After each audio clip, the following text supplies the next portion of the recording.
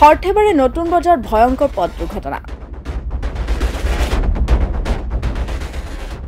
নলবাৰী দিশৰ পৰা আহি থকা টাটা পাঞ্চ AS01FU9833 নম্বৰৰ বাহনখনে টাটা টিগৰ AS01FS2895 নম্বৰৰ বাহনখনক প্ৰচণ্ড খুন্দা মাৰে।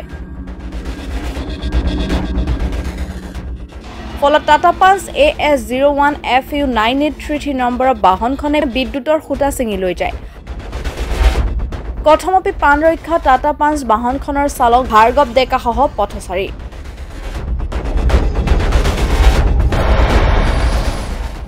এই ঘটনাৰ খবৰ পোৱাৰ লগে লগে ঘটনাস্থলীত হৰ্থেবাৰী আৰক্ষী উপস্থিত হয় আৰু হৰ্থেবাৰী বিদ্যুৎ বিভাগৰ লোক আহি উপস্থিত হয়।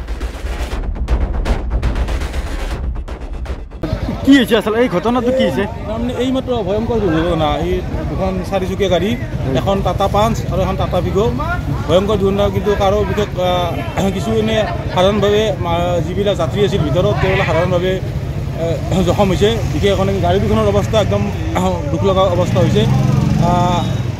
আমি ভাবোঁ কি কাৰণত হৈছে, আমি কাৰণটো বৰ্তমানলৈকে গম পোৱা নাই। আমি এইমাত্ৰ এইখিনি ঠাই আহি পাইছোঁ, কিন্তু আমি দেখিছোঁ যে ইয়াতে দুয়োখন গাড়ী বিধ্বংস অৱস্থা, গাড়ী দুখন ইয়াত পৰি আছে। আৰু মানে গাড়ী দুখন যেনেকুৱা অৱস্থাত আছে সেই দেখা পাইতো মানুহ একদম কিবা বেলেগ হৈ যোৱাৰ নিচিনা লাগিছে। এনেকুৱা হৈছে, এনে দেখাত মানে গাড়ী দুখনৰ অৱস্থা দেখিলে ভাবি যে কেনেকৈ বা কাৰোবাৰ কিবা ডাঙৰ বিঘিনি হৈছে এনেকুৱা এটা অনুমান হয়। কিন্তু গাড়ী দুখন কিন্তু আমি গম পাইছোঁ ইয়াত আহিছে কাৰো ডাঙৰ এনেকুৱা ক্ষতি হোৱা নাই।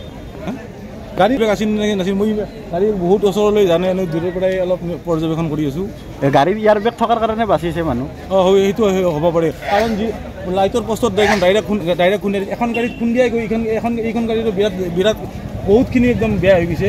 এইখন গাড়ীত খুন্দিয়াই আৰু ইমান স্পীডত লাইটৰ পষ্ট এটা ভাঙি গৈছে। গতিকে আমাৰ এটা ভাৱ হয় তাৰমানে গাড়ীখন বহুত বেছি লাগাতছে বেছি স্পীডত গাড়ীখন এই পিনৰ পৰা আহি আছিল চাগে।